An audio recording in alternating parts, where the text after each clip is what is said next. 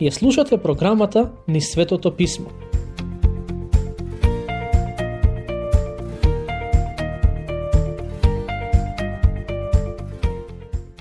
Драги пријатели, време е да продолжиме таму каде што застанавме минатиот пат со обработка на посланието до галатјаните. Но пред да го сториме тоа, сакам да ве потсетам дека во текстот кој досега го обработивме, апостолот Павле ја отвори главната тема на самото послание. Проблемот со црквите во Галатија биле лажните учители и лажните учења. И Павле го напишал ова писмо со цел да ги побие истите со силата и вистината на Евангелието. Лажните учители тврделе дека спасението се добива преку вера и добри дела. Но Павле неколку пати пишува дека спасението е само преку вера во доброто дело на Господ Исус Христос. Евангелието тврди дека спасението се добива само преку вера. Во Римјаните 4:5 пишува: напротив, оному кој не работи, а верува во оној кој го оправдува безбожникот, верата му се смета за праведност. До ден денешен проблемот на голем број луѓе е во тоа што мислат дека можат да станат христијани со своји напори. Пред некој ден еден човек ми рече: навистина сакам да станам христијанин. Ке се трудам уште повеќе и знам дека можам да станам подобар и да бидам христијанин. Мојот одговор беше: ако мислиш дека ќе се подобриш до таа мера што ќе ја заслужиш привилегијата да се наречеш христијанин, само се лажеш себе си. Проблемот на други луѓе пак е во тоа што не веруваат дека се доволно грешни за да бидат спасени. Токму затоа има такви кои редовно доаѓаат во црква, но не го добиваат спасението. Тие мислат дека се премногу добри и дека не им треба спасение. Колку би сакал да можат да станат свесни за тоа какви се навистина. Пред некое време еден човек ми рече: ги слушам твоите поуки од Библијата и морам да ти признаам дека се интересни. Сигурно се корисни и потребни за оние кои крадат, лажат и прават големи гревови, но не се за мене. Тој човек е еден од оние кои се убедени дека се толку добри што не им треба спасение. Единствените луѓе кои ќе го добијат спасението се оние кои признаваат дека им е потребно. Господ Исус рече дека не дојде да ги повика праведниците, туку грешниците. Причината зошто го кажа тоа е бидејќи сите се грешници.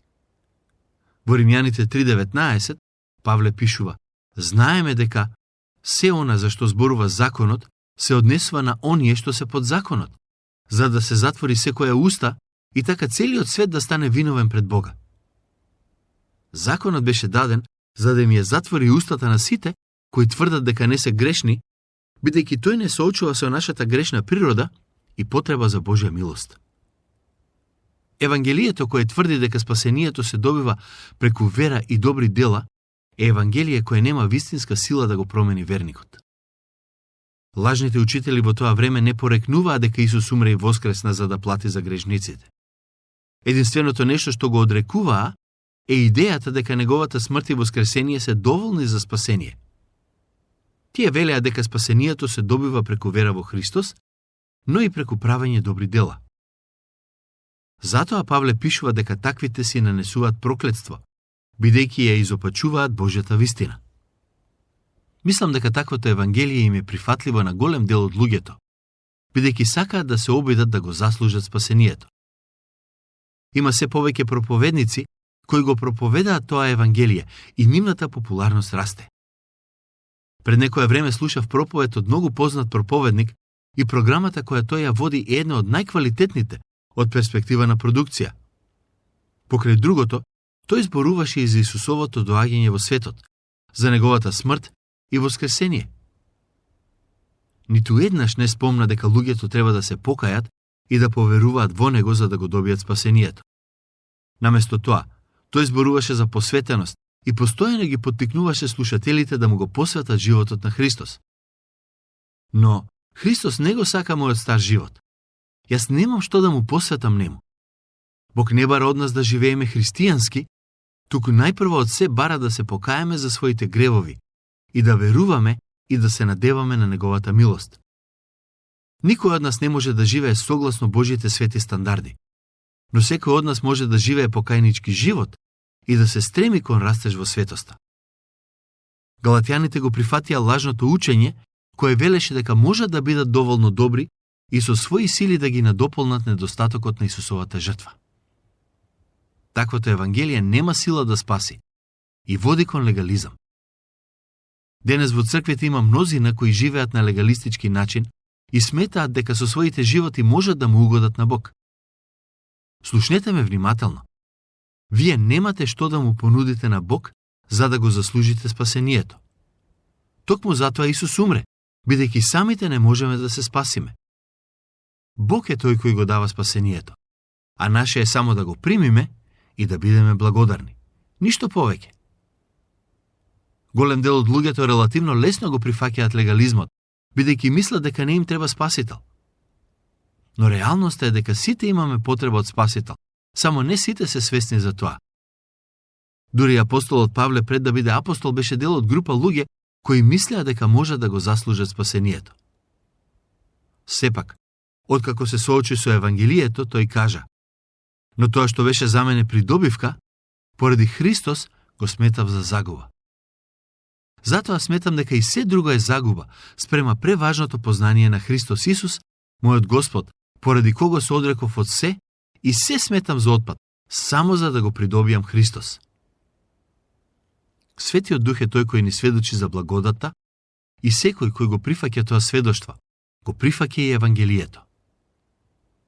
Благодата не учи дека човекот е грешен, но исто така дека е сакан, дека е духовно паднат, но и дека Бог може да го обнови доколку верува.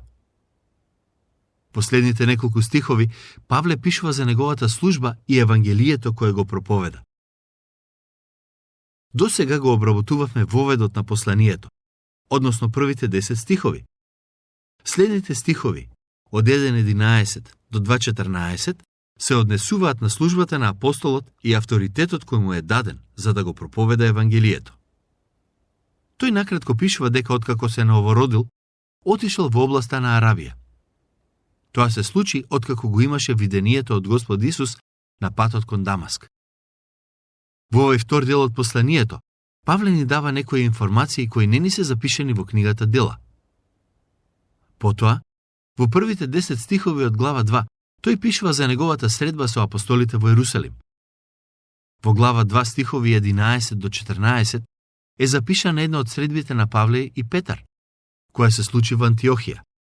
Но, ајде да видиме што вели Павле во вториот дел од глава 1.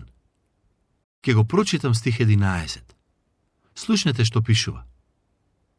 Браќа, ве известувам дека Евангелието кое јас го проповедав не е од луѓе. Ке се сетите дека нешто слично напише и на почетокот од посланието, каде пишува дека е апостол повикан од Бог, а не од луѓето. Сега и во стих 11 повторува дека Евангелието кое го сподели со нив не е човечки изум или идеја, туку е дадено од Бог. Лажните учители не само што го доведуваа во прашање учењето на Павле, туку тоа го правеа и со неговата апостолска служба. Предпоставувам, нивниот аргумент бил фактот што Павле не е дел од првите 12 апостоли на Исус, и со тоа се обиделе да кажат дека не е квалификуван да биде апостол. Но Павле немаше намера да премолчи и да ги остави да кажуваат што сакаат. Покрај другото, во ова послание тој се брани од нападите на лажните учители и им дава до знаење на христијаните во Галатија дека неговата служба е дадена од Бог. Стих 12. Зашто јас ниту сум го примил, ниту сум го научил од човек, туку преку откровение на Исус Христос. Со други зборови, тоа Евангелие не е научено во школа, ниту пак неговата служба му е дадена со ракополагање. Павле вели, Евангелието ми беше дадено преку откровение. Зборот преведен како откровение е грчкиот збор апокалипсис. Истиот е искористен на самиот почеток од книгата Откровение. Евангелието е откровение, исто како и книгата Откровение. Евангелието му беше дадено на Павле преку откровението на Господ Исус Христос. На Павле не му беа потребни Петар, Јаков и Јован да го препознаат и ракоположат за апостол, бидејќи Господ Исус веќе го назначи за таа служба. Сте слушале и за моето некогашно поведение во јудејството, дека прекумерно ја гонев Божјата црква и ја разорував. Ова е дел од сведоштвото на Павле. Пред да го следи Христос, тој ги прогонуваше оние кои го следеа. и дека во јудејството напредував многу повеќе од мнозина мои врсници, бидејќи бев голем ревнител за татковските преданија. Ова е навистина интересно. Павле беше дел од јудеизмот, односно религијата на евреите, но таму не го најде спасението. Апостолот го бараше спасението преку јудеизмот и на таа религија го посвети животот, но напразно. Последниот стих читаме каде го најде спасението. Кога Бог, кој ме избра уште од мајчината утроба и ме повика преку својата благодат благоволи. Бог е тој кој го избра и еве што одлучи да направи во и преку него.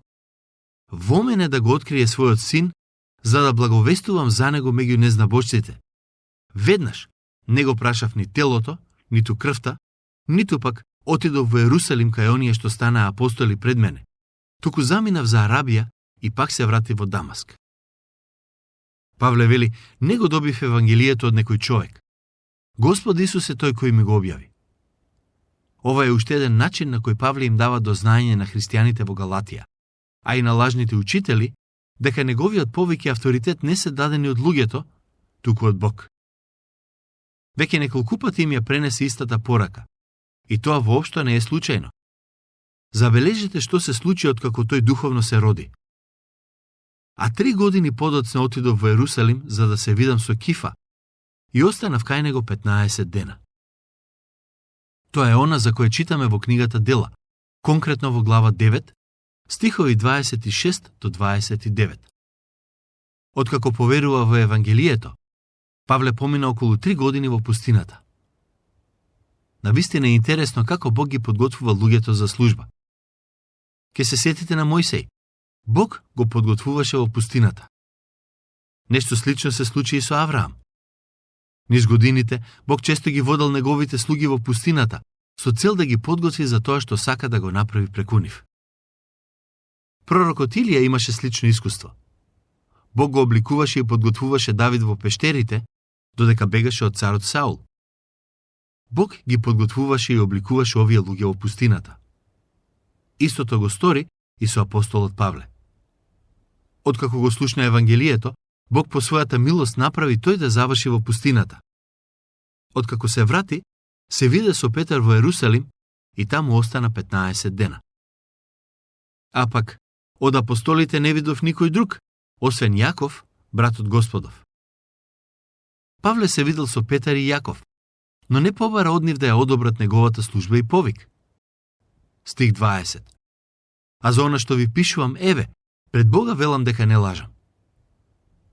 Некои од лажните учители тврделе дека повикот на Павле не е од Бог, туку од луѓето. Самиот тој тврди дека неговиот повик е од Бог и дека не лаже. Тоа значи дека некој лажеше. Или Павле, или оние кои го обвинуваа. Не знам за вас, но лично сметам дека имам повеќе причини да му верувам на Павле, отколку на некои луѓе кои сееле раздор во црквите во Галатија. Стихови 21 до 24. А потоа дојдоа во земјите сириски и киликиски. На Христовите цркви во Јудеја лично не им бев познат, туку само беа слушале дека оној, кој некогаш нив ги гонал, сега ја проповеда верата што порано ја разорувал.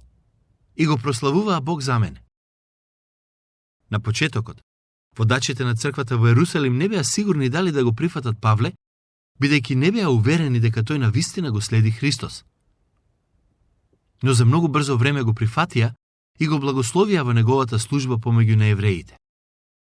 Спасението на Павле им стана очигледно на сите христијани во областа Јудеја и го прославија Бог бидејќи направи толку голема промена во неговиот живот.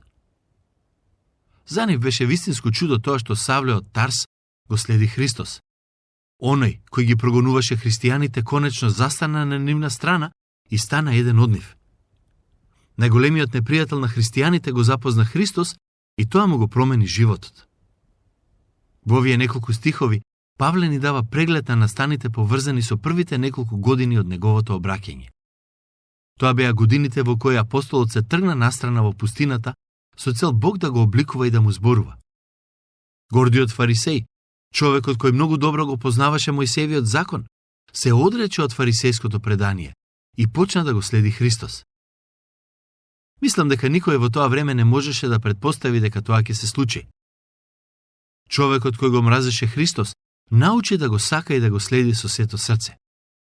Човекот кој ја мразеше црквата стана човекот кој беше од огромен благослов за црквата и оној кој започна многу цркви помеѓу неевреите. Тоа е навистина интересно, зарем не? Кога беше на пат кон Дамаск, тој падна од магарето и му се појави силна светлина. Токму во тој момент го запозна оној кој го прогонуваше. Тоа беше моментот кога Савле се сретна со Господ Исус Христос. Како реакција на таа средба, Савле, кој подоцна стана Павле, праша: Господи, што сакаш да направам? Откако го запозна Христос, Павле мина 3 години во Арабија. Тоа беше периодот во кој Бог го градеше и го подготвуваше за службата која му ја даде. Истото го прави и со нас. Кога Бог ќе ни даде служба, тој исто така и не подготвува за истата, бидејќи знае дека тоа ни е потребно. Многумина од нас сакаат да му служат на Бог, но не се подготвени да го поминат тренингот и обуката кој Бог ги има замислено за нас. Но токму тие животни обуки не подготвуваат да бидеме доволно зрели за да му служиме. Кога се врати од неговиот 3-годишен престој во пустината, Павле дојде во Ерусалим, каде што се сретна со Петар и Јаков.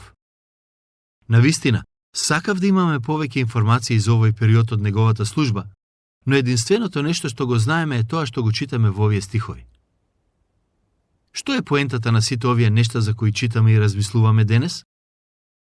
Апостолот Павле ги пишува со одредена цел, а тоа е да им даде до знаење на неговите читатели, дека неговиот повеќе служба се дадени од Бог, а не од луѓето. Зошто е тоа важно? Бидејќи лажните учители кои дејствувале во црквите во Галатија, постојано го напаѓале апостолството, но и проповедите на апостолот. Затоа, тој се брани кажувајќи ја вистината за тоа што на вистина се случи.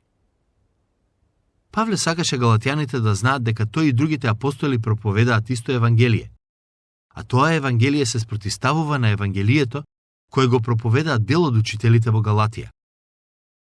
Како што ќе видиме следниот пат, водачите на црквата во Ерусалим не само што го прифатија Павле како еден од нив, туку и беа благодарни на Бог за службата која му ја даде. Но за тоа ќе размислуваме следниот пат. До тогаш, Бог нека ве благослови изобилно.